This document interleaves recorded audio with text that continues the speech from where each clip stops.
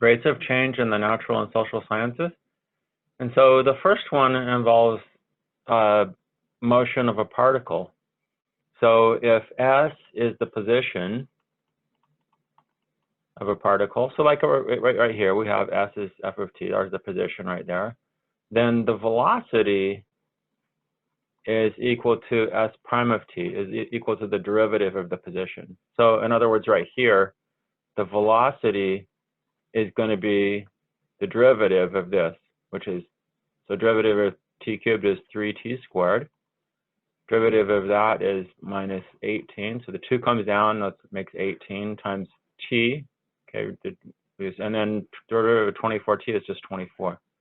So this is the velocity right here, and that's going to be the answer to the, that's just going to be the answer to the first part of the problem.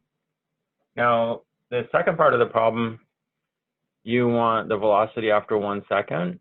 So you just, so basically you just set t equal to 1 in this equation here.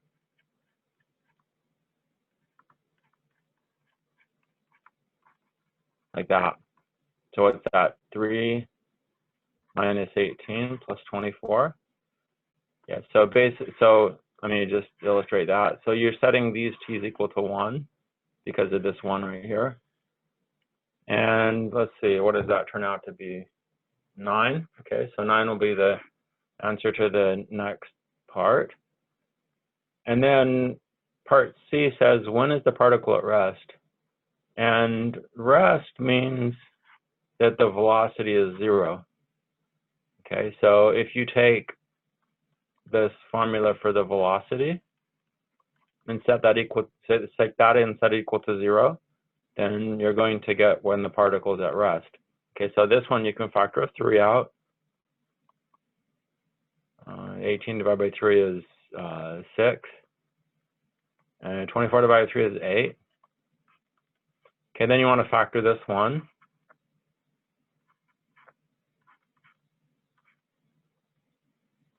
Let's see here. 4 and 2 works. Minus 4 and minus 2. And setting it equal to 0, this gives you t equals 4, and that gives you t equals 2. So at 2 seconds and 4 seconds, it should work. Now, one thing to note here is that if either of those answers were negative, okay, if either of those answers were negative, then you'd have to throw them out, and that's because t has to be greater than or equal to 0. So both those are fine though. Both those are greater than 0, so we're good. And then part D, when is the particle moving in the positive direction? Okay, so what you're looking for there is, when is this right here greater than 0? Okay, now we already know that it factors into, these 3 terms right here, and that it's 0 when t is equal to 2 and when t is 4. So we already know that. Let me choose a different color for this part of the exercise. Okay, I'm going to do this in orange. Okay, so it factors into these terms right here. So this velocity literally factors into that times that times that, not that. And so this is always positive. The 3 is always positive. Maybe I didn't even need to write that down. But this one right here is negative until it gets to 4, and then it becomes positive. This one is negative and then turns positive right here. Okay, so if you take the product of those 3, it'll be positive here, it'll be negative there, and it'll be positive there. Okay, now again, we have to realize that t has to be greater than or equal to 0. So 0 is sort of a boundary that's imposed there. And so it's positive here and here.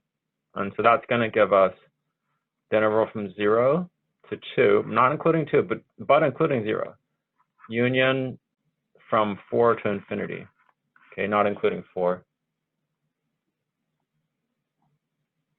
Okay, so that should be the answer there.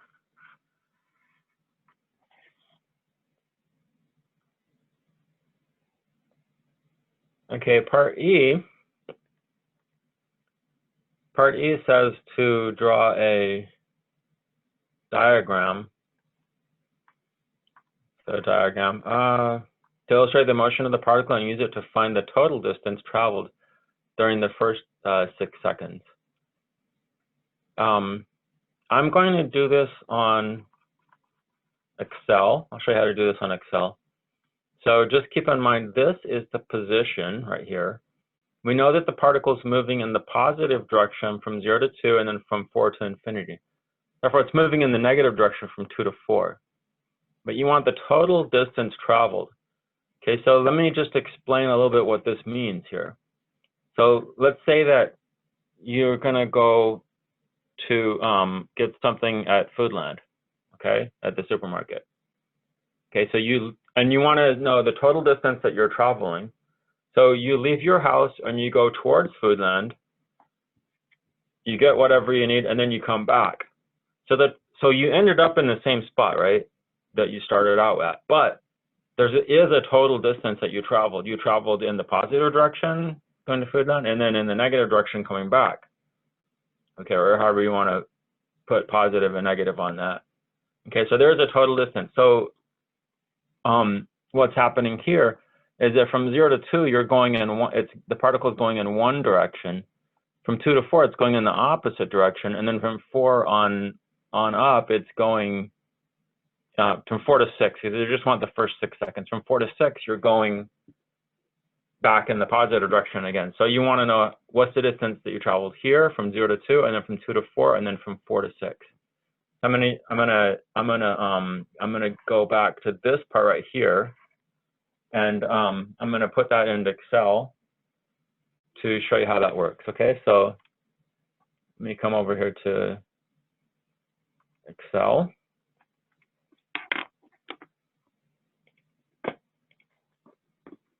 Okay, so I'm going to make a column for time, and then I'm going to make a column for position. Okay, and the important places where it switches direction are 0. It starts out at 0. It goes in the positive direction from 0 to 2. It goes in the negative direction from 2 to 4, and then it goes in the positive direction from 4 to 6. Okay, and now all I need to know is what the position was, not the velocity or anything else, what the position was. Okay, so I'm going to put in the formula for position. So I'm going to say equals a 2 raised to the 3rd power, because it's t cubed, minus 9 times a2 minus 9t squared plus 24 times a2.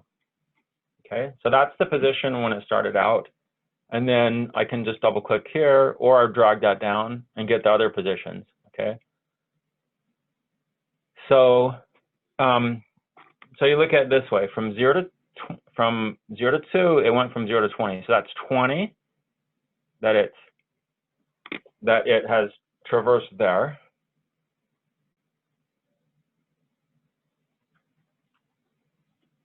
So from 0 to 2, it went 20, and then from 2 to 4, it went from 20 back to 16. So that it traveled 4 there. That's in the negative direction, but it still counts as distance traveled. And then it went from 16 to 36. That's another 20. Okay, so the answer is going to be 44. So you could say equals the sum of D3 to D5 if you're lazy. Okay, and then the answer is going to be 44. Okay, so let me go back to document there, and so the answer is 44. Okay. Now, the next thing is acceleration. The acceleration is going to be the derivative of the position. Okay, or the derivative of velocity, or the second derivative of position. So acceleration is the derivative of the velocity, or the second derivative of the position. Remember that the velocity is the first derivative of position, so then of course this makes sense. So the acceleration, what you're going to do is you're going to take the derivative of the velocity. Okay, So taking the derivative here, bringing the 2 down, that's going to give you 6t minus 18. And then this is 0, okay? So there's the position at time, or I mean, sorry, there's the velocity, there's the acceleration at time t. After 1 second, okay, you plug in a 1 for t. So you plug a 1 in right here, and you get 6 minus 18, or negative 12. Okay, so the acceleration is actually negative 12 at 1 second.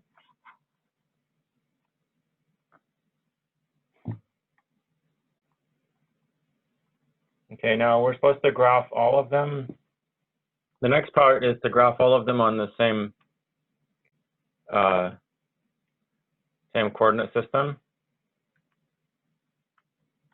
And just for reference, the position was t cubed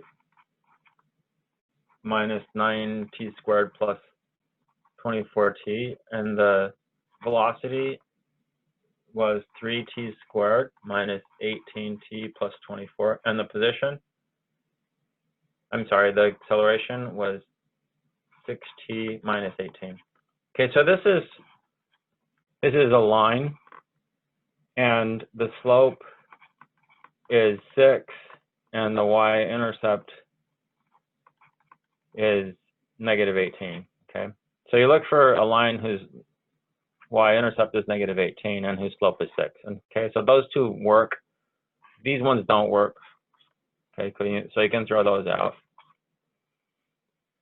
Then the next part is the velocity is a parabola that opens up. And both of these have, well, okay, this is have the velocity. This is saying this is the position, is this parabola here, and that's not going to work, okay? This blue one is, so the velocity is a parabola that opens up, okay? And this is the only one it can be. This is saying this is the position, and that can't be true. Okay, so if you notice here, there's important things here that's going on. Here's the position, okay? And it's a cubic polynomial. Right here, the velocity is, according to this graph of the position, the velocity is 0 right here, and it is. And the velocity here is also 0, and it is. Okay, and then for the velocity, this is 0 right here, and it is. Okay. Okay, so part H. When is the particle speeding up? Okay, so we know this is the correct graph right here. You know, this is the correct graph here. And so when is it speeding up? So again, if you think about you're walking to Foodland, if going to Foodland is in the positive direction and you start to go faster, then you're speeding up, right? But if then you start going slower, then you're slowing down. Okay, but the velocity, when that happens, when you're speeding up, the velocity is getting larger, right? But when you're slowing down, the velocity is getting smaller. However, when you're coming back and you're going in the negative direction, if you speed up, you start walking faster, your velocity is actually going down, okay? Because the velocity is negative and it's just becoming more negative. Okay, so your velocity is decreasing, although it's negative and going more negative. So that's what you're looking at. Okay, so if your velocity is positive, like it is here, here the velocity is positive, but it's decreasing. That means you're slowing down. Okay. Now here, when you're right here, you're going in the other direction already. Okay, so you slowed down, stopped right there, like for an instant, and then you started going in the other direction, but you're going faster in the other direction. So from 2 to 3, your velocity is, your speed is increasing, even though your velocity is decreasing. Okay, now here you're going in the negative direction, but then all of a sudden right here, you start to go in the positive direction. Your velocity is starting to get larger again. That means you are slowing down, even though your velocity is getting larger. But then here, you're starting to go in the positive direction again, and so here it's increasing from 4 to infinity. Okay, and then likewise here from 0 to 2, your velocity is going down, and then from 3 to 4, it's also going down from 3 to 4. Okay, so that's, hopefully you're not too confused about that. Again, are there any questions about that?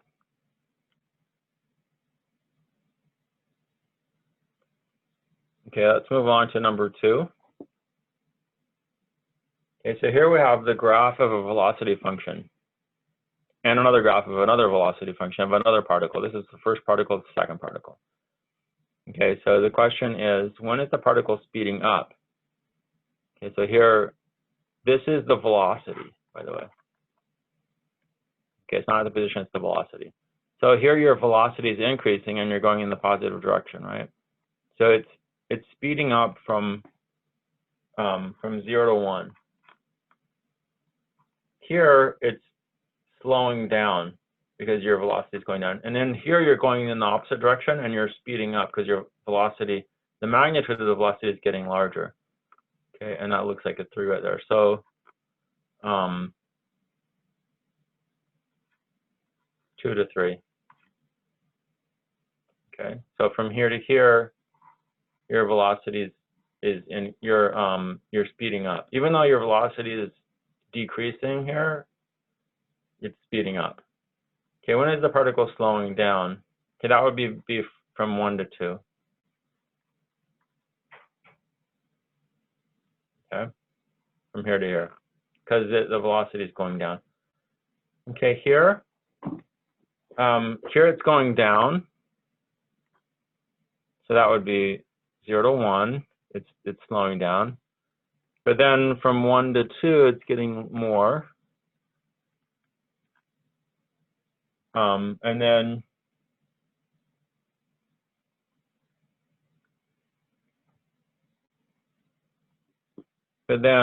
from 3 to 4, it's slowing down. But then from 4 to 5, it's speeding up again.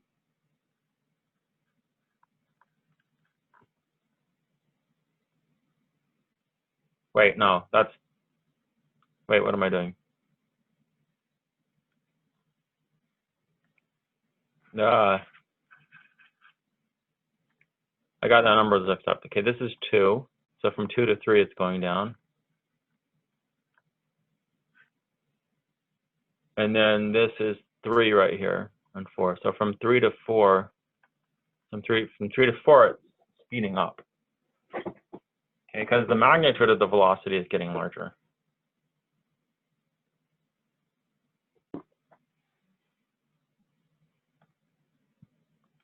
Okay, number 3. Okay, so we're supposed to find the average rate of change of the area of a circle with respect to its radius, as r changes from 4 to each of the following. Okay, so the area of a circle is pi r squared. Okay, and we want to know the average rate of change. Okay, so average rate of change is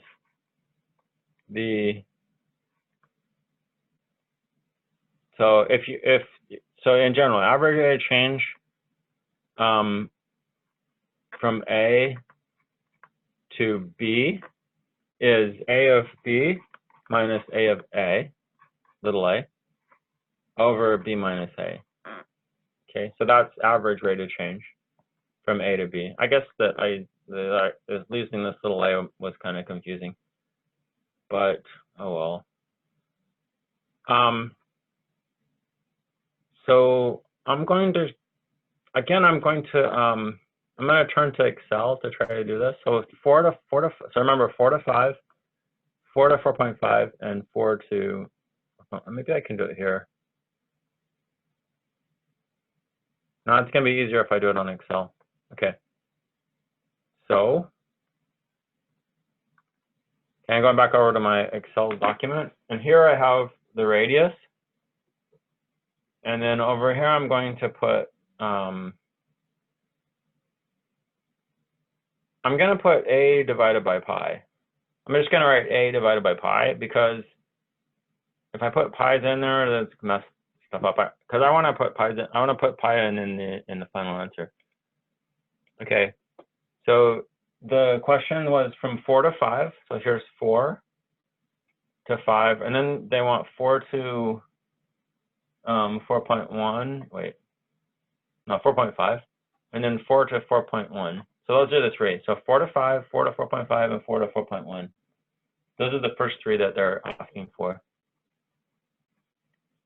Now, remember the difference quotient? So that would be pi times, but we're dividing by pi, so we'll leave that out. So it'd be r squared. That's going to be a,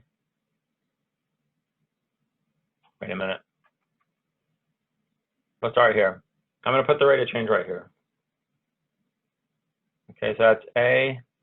I put a number sign here. That means it's going to fix the 11, no matter what. I want to square that minus, no, the other way around. A 12 squared minus a 11 squared. Okay, and that's all going to be divided by a 12 minus a 11. Now the dollar sign will fix that. I'll show you why that I need that in later. Okay, so when I scroll down, when I take this down like that, then when I look at these other ones, the dollar sign, it's A11. Okay, so as I go down, it's A11. But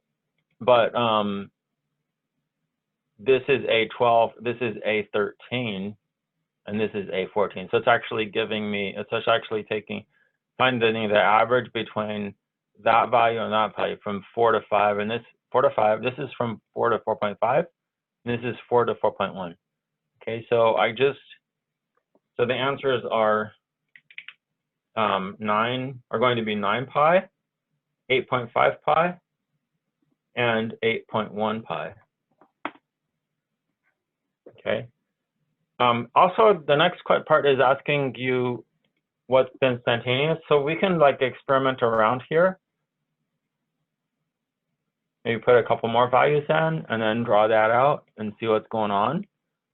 Okay, so as you can see, as this gets closer and closer to 4, it looks like this is converging to 8. Okay, so let's go back to the document there. Okay, so like I said, this is right here, this is 9 pi, oops, 9 pi, 8.5 pi, and 8.1 pi. Okay. Now it looked like as we take the limit, this is going to 8 pi. That's actually is the case because if you do this, instantaneous rate of change, that means you take the derivative. That's going to be 2 pi r. And so you take the derivative at 4 is what you want. Oh, they tell you to take the derivative. So that's 8 pi in the end. Okay. I will put the Excel document up, by the way. Okay, so let's see. Let's look at number 4. We have a spherical balloon is being inflated. Find the rate of increase of the surface area with respect to the radius r when r is equal to the following. So rate of increase of the surface area. So that means you take the derivative.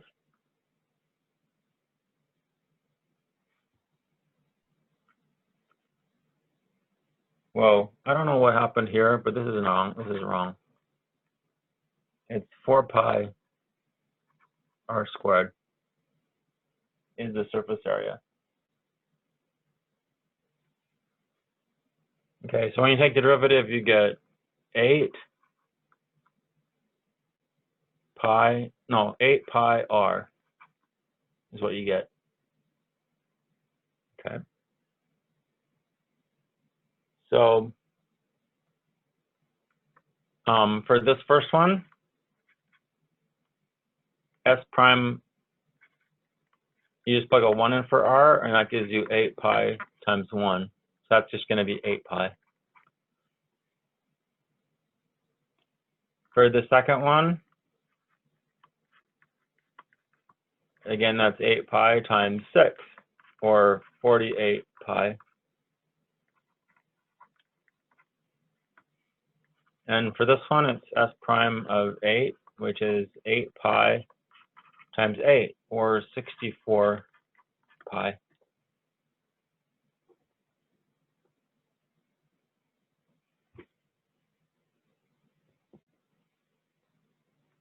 Okay, here's another application right here, number 5. The quantity of charge, Q in coulombs, has passed through a planar wire up to time t is given by this. Okay.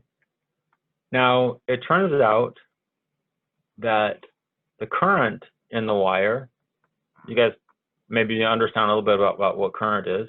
You know, you got a wire, you've got current running through it. That means electricity is running through or whatever. The current is actually the derivative of the charge.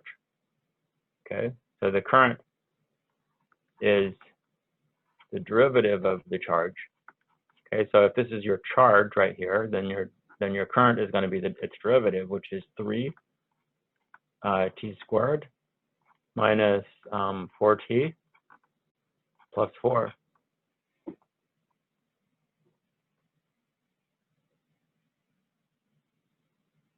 And again, if I want to, I think what I'm going to do is, I think I'm going to go use Excel again to calculate these. I guess I can just use a calculator. Okay, so C of 0.3 is the first one.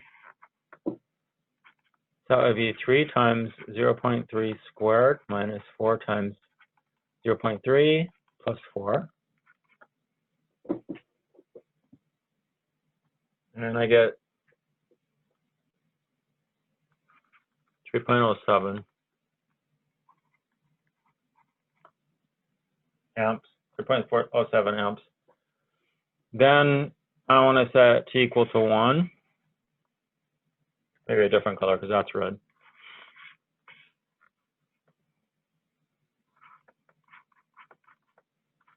That's 3 times 1 squared minus 4 times 3 plus 4. So that's 3 minus 12 plus 4, or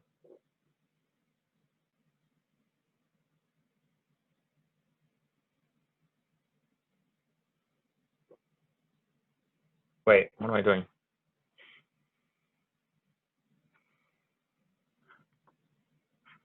Whoa. It's a 1 there. I don't know how I come at 3. So those cancel and you're just going to get 3.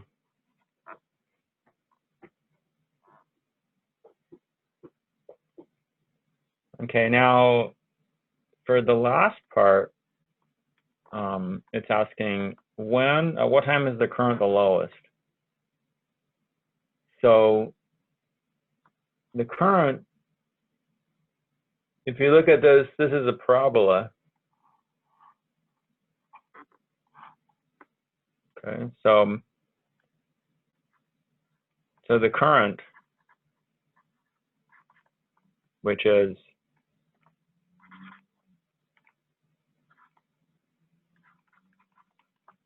three t squared minus 4t plus 4, it has the graph of a parabola.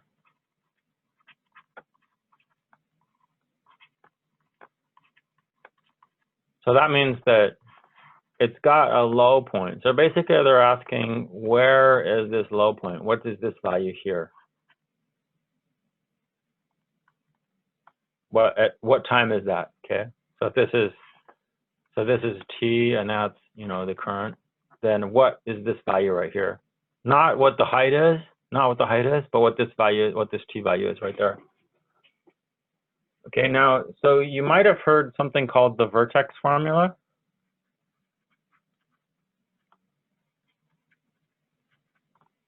That value is going to be negative b over 2a. Okay, so like if you had ax squared plus bx plus c, then the vertex is going to be the x value of the vertex is going to be negative b over 2a. But if what happens though, that just comes from calculus, by the way, because if you take the derivative of that, it gets 2ax plus b, and set that equal to 0. So the vertex is also going to be where you have a horizontal tangent or the velocity is 0. And then you just proceed to solve for x. Then it's negative b over 2a. Okay, so you might have seen that, maybe not, but maybe not. So anyways, we can do the same thing here. The derivative of the current would be, bring the 2 down, so that's 6t minus 4. And then set that equal to 0.